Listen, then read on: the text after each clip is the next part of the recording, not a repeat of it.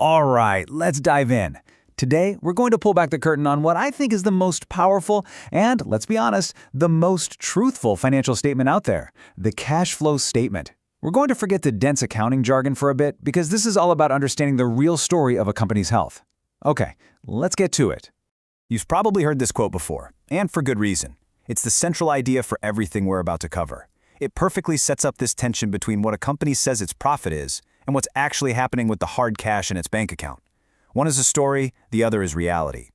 So let's really break that down. What is the difference? Well, think of profit, the number you see on an income statement, as an accounting theory. It's an opinion based on a set of rules about when to recognize revenue. Cash, on the other hand, well, cash is fact. It's the physical money moving in and out of the company. It's the ultimate reality check. To really get our heads around this, we're going to approach it like a top consultant would, using a MESSY framework. That stands for mutually exclusive, collectively exhaustive, which is just a structured way of saying we'll cover all the bases without getting repetitive. We'll start by hammering home why profit can be misleading. Then we'll dive into the three core stories cash flow tells: operations, investing, and financing. And finally, the fun part, putting it all together to read the full story. Okay, first up, let's tackle this idea that just sounds wrong, right? How in the world can a company that's reporting huge profits actually go bankrupt? It seems completely counterintuitive, but trust me, it happens more than you think. Let's dig into exactly why. It all comes down to this thing called accrual accounting. See, the income statement lets a company say, hey, we made $1 million the second they sign a contract, even if they won't see a dime of that cash for the next 90 days. The cash flow statement, however, couldn't care less about promises. It only records the transaction when the cash actually shows up. This isn't just a small detail, it is everything. Okay, so if cash is king, how do we actually track it? Well, the beauty of the cash flow statement is its simple, elegant structure. It's broken down into 3 distinct sections, and each one tells its own part of the story. You put them together, and you get the complete picture. And here it is, basically the cheat sheet for the whole thing. The operations section answers, is our main business actually making cash? The investing section answers, where are we placing our big bets for the future?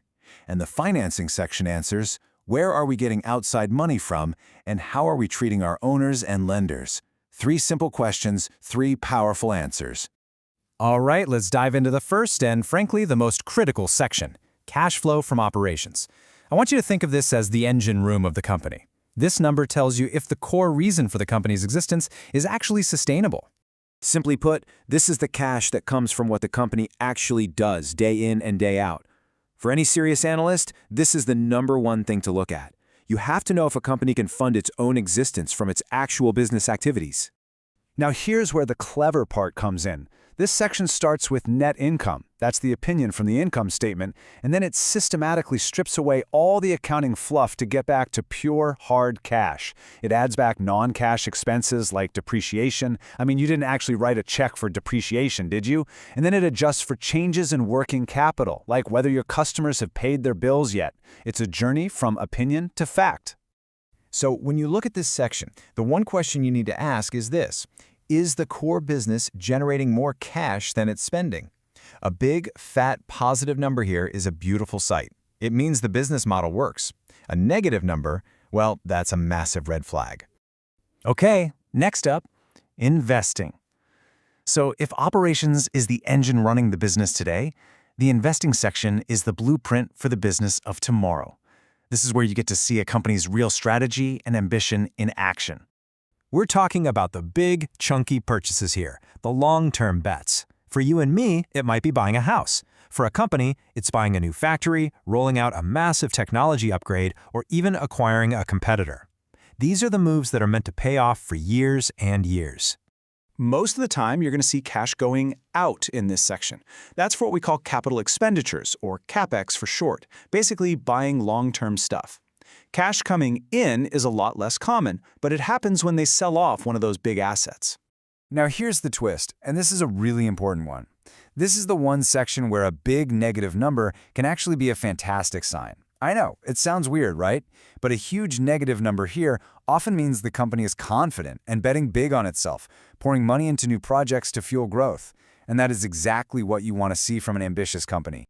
All right, on to our third and final chapter of the cash story: financing. If operations is the engine and investing is the blueprint, then financing is all about the fuel for the machine. It's how the company funds itself and how it treats the people who provide that funding. What this section does is track all the money flowing between the company, its owners, the shareholders, and its lenders, like banks. Now, what's crucial to remember is that this is not money the company earned itself.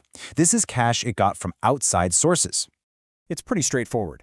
Cash comes in when they do things like issue new stock or take out a loan. Cash goes out when they pay back that loan, pay dividends to shareholders, or use cash to buy back their own stock from the market. And just like with investing, a negative number here isn't necessarily a bad thing at all.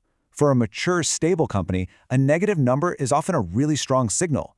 It means the business is so healthy and profitable that it's using its own cash to either pay down debt or return money to its owners.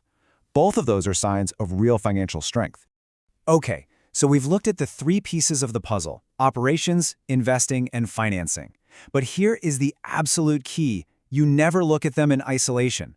The real, consultant-level insight comes from seeing how they fit together.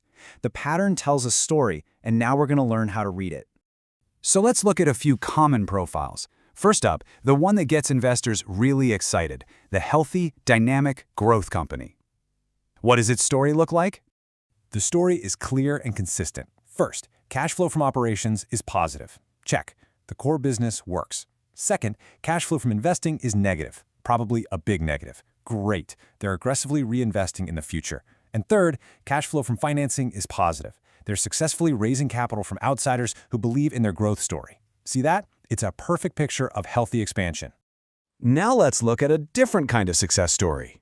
This is the established market leader, the reliable giant, the cash cow. Its story is very different. Here's their story. Cash flow from operations is very positive. We're talking a cash-generating machine.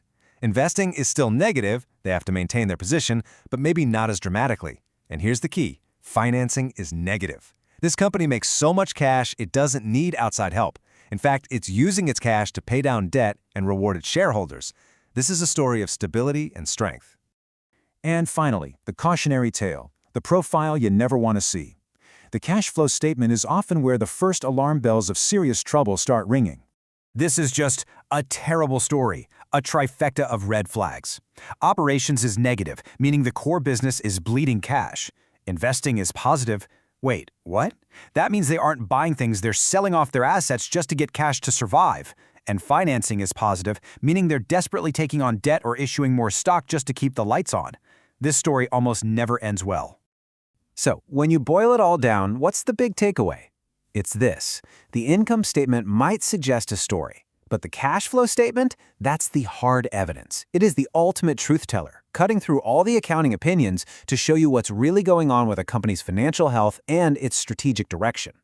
So now you have the decoder ring. You can look past the headlines and the reported profits to read the true story that's being written in cash. So here's my challenge to you. Pick a company you're interested in, pull up its cash flow statement, and ask yourself, what story is it really telling?